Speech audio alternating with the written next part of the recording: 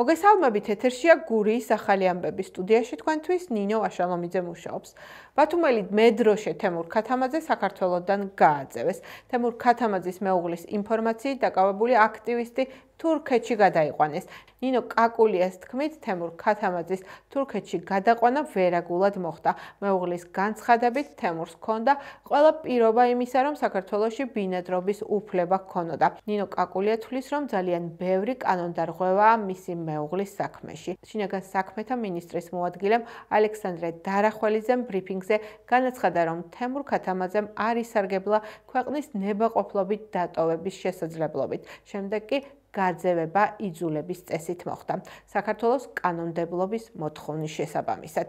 ხაზგასმით აღნიშნავთ, რომ მისი გაძევება მოხდა საქართველოს კანონმდებლობის სრული დაცვით, სასამართლოს მიერ კანონიერ ძალაში შესული გადაწყვეტილების შესაბამისად.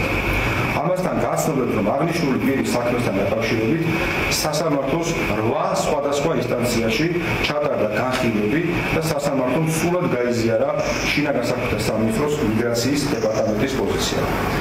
ასევე დაცვის მხარემ დროებითი ღონისძიების მოთხოვნით მიმართა ადამიანის უფლებათა ევროპულ სასამართლოს, რომელმაც მისი მოთხოვნა არ დააკმაყოფილა.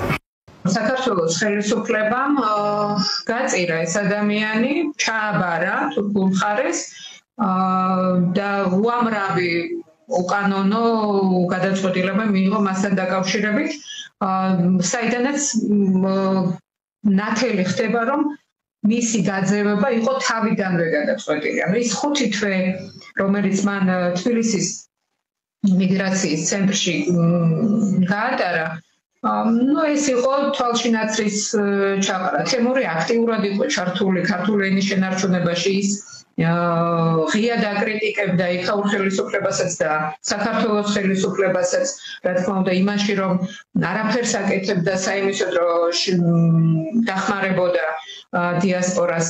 100,000-ობით უდანაშაულო ადამიანი იხდის 5 წლიან, 6 წლიან სასჯელს, ანუ სერიოზული ამბავი არის. ცნობილი გახდა ერთიანი ეროვნული გამოცდების ჩატარების გრაფიკი. გამოცდები 3 ივლისს დაიწყება. ერთიანი ეროვნული გამოცდები 3 ივლისს დაიწყება და 22 ივლისს დასრულდება. ამის შესახებ ინფორმაციას შეფასებისა და გამოცდების ეროვნული ცენტრი ავრცელებს. 2025 წლის საგამოცდო პროცესი ერთიანი ეროვნული გამოცდებით დაიწყება. პირველ გამოცდას აბიტურიენტები ქართულ ენასა და ლიტერატურაში ჩააბარებენ. 22 ივლისს ერთიანი ეროვნული გამოცდები სახვითი და გამოყენებითი ხელოვნების გამოცდით დასრულდება. მასწავლებლის გამოცდაზე დარეგისტრირებულები საგამოცდო პროცესში 8 ივლისიდან ჩაერთვებიან. 2025 წელს ისევე როგორც წინა წლებში საგამოცდო ცენტრები გაიხსნება თბილისში, ბათუმში, ზუგდიდში, ქუთაისში, ფოთში, ახალციხეში, გორში, ოზურგეთში, რუსთავში, თელავში, ხულოსა და ამბროლაურში. 2025 წლის გამოცდებისთვის თითქმის 80,000 პირია დარეგისტრირებული.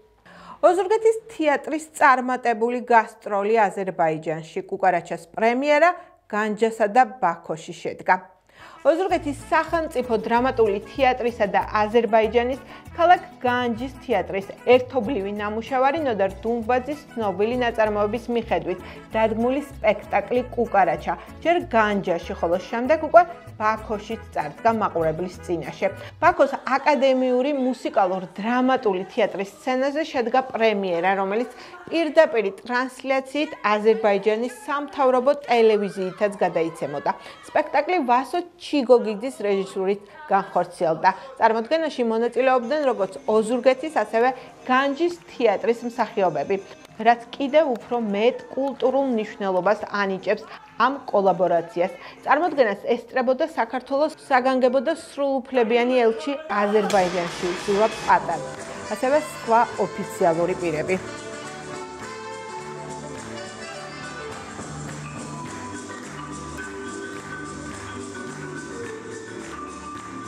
ჩვეულებრივი სპექტაკლი დაიდგა დღეს ბაქოში, როგორც ხედავთ, ყველა ახმოვანებულია.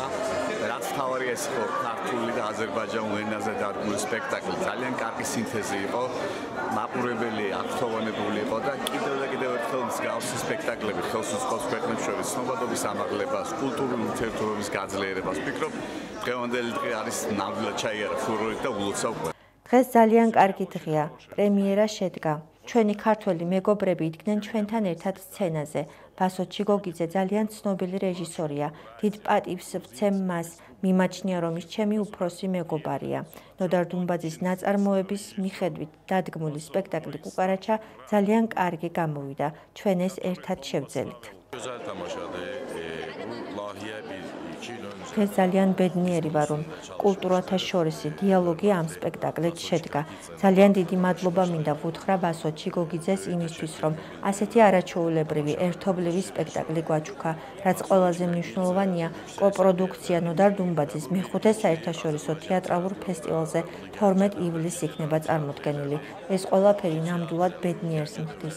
მუშაობის პროცესი იყო ძალიან საინტერესო და დასამახსოვრებელი. დიდი მადლობა მასპინძლებს, ასევე ძალიან დიდი მადლობა ყველა იმ მაყურებელს, ვინც მოვიდა და ის ემოციები გაგვიზიარა, რომელიც ჩვენთვის მნიშვნელოვანია. ასევე განსაკუთრებული მადლობა ბასილ ჩიგოგიძეს და მთელ შემოქმედებით ჯგუფს. დასრულდა უთულესი დღეები. ნამდვილად არ მეგონა ამდენი სირთულე თუ ექნებოდა ჩვენ კოპროდუქციას ერთობლივ ნამუშევარს. იმიტომ რომ თვითონ უნდა გითხრათ, რომ მსახიობებით მაყოფილი ვარ, მაგრამ დაკვირვებული ვარ იმ პრობლემებით, რაც ტექნიკური მხარეს მოყვა. მაგრამ ძალიან წარმატებით წავიდა განჯაშიც და აი დღესაც მართლაც სრული ანშლაგით ბაქოს აკადემიური მუსიკალური თეატრში სპექტაკლი და თვლი რომ ერთი ნაბიჯი იმ ჩვენი ჩანაფიქრისა, რასაც უმთავრესად დუმბაძის ფესტივალ და დუმბაძის ფესტივალზე ბატონი ნოდარის და არა მარტო ქართული მწერლობის წარდგენა ძალიან სწორი ფორმა ეძინა. 12 ივლისს ოზურგეთში ნოდარ დუმბაძის საიუბილეო 10 წელი და მეხუთე საიუბილეო ფესტივალზე ველოდებით ამ სპექტაკლს. იქ რა თქმა უნდა ცოტა ფორმა იგივე დარჩება, მაგრამ აქცენტები შეიცვლება და დარწმუნებული ვარ, წარმატებით ჩვენი აზერბაიჯანელი მეგობრები წარმატებით წარდგებიან ნოდარ დუმბაძის ფესტივალზე. ანსამბლ შევარდენის შემოქმედებითი საღამო გაიმართა შოთა რუსთაველის სახელობის თეატრში. მოგვიანებით კი ეროვნული სასახლის მიმდებარედ ამავე ანსამბლისა და მთავარი ქორეოგრაფის წარმოშობით ოზურგეთელი ხელოვანის თემურ ჩხაიძის ვარსკვლავი გაიხსნა.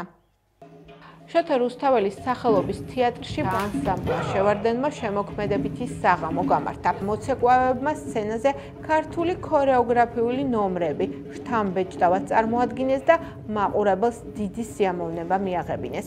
უკვე მოგვიანებით საღამოს მეორე კულმინაციური ნაწილი დაიწყო. ეროვნული სასახლის მიმდებარე ტერიტორიაზე ანსამბლ შევარდენისა და მისი ქორეოგრაფის ღვაწლმოსილი ხელოვანის წარმოშობით ოზურგეთელი მოცეკვავის და ოზურგეთის საპატიო მოქალაქის თემურ ჩხაიძის ვარსკვლავი გაიხსნა.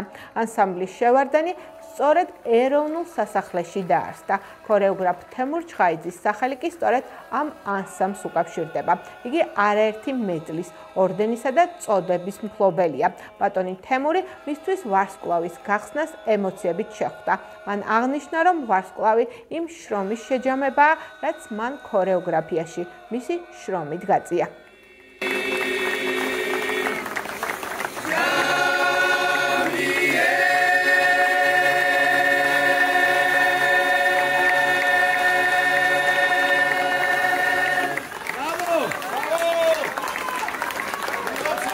დღევანდელი დღე არის ყველაფერი ჩემი შემოქმედებითი მოღვაწეობის, ჩემი შრომის, ჩემი თავდადების, ჩემი აი დიდი სიყვარულის აღიარება, რაც მთელი ცხოვრების მანძილზე მიკეთებია. ეს არის დღე, როცა ვაბარებ ანგარიშს საკუთარ თავს და ჩემს მაყურებელს, ჩემს ყველაზე ძვირფას ხალხს, ვისაც მაყურებელი ქვია და ქართული ცეკვის დამფასებელი ადამიანი ქვია. მინდა მადლობა უთხრა ყველა ჩვენს ხარდამჭერებს. პირველ რიგში, რა თქმა უნდა, საქართველოს ქორეოგრაფთა გილდიას, რომლის გარეშეც ალბათ დღევანდელი დღე ვერ შედგებოდა. მოგეხსენებათ ტექნიკური მხარეები, სხვადასხვა სირთულეები, მაგრამ ყველაფერი შეჯერობით კარგად მიდის და მე მგონია რომ დღევანდელი კონცერტი პირველიც და მეორეც იქნება სანიმუშო და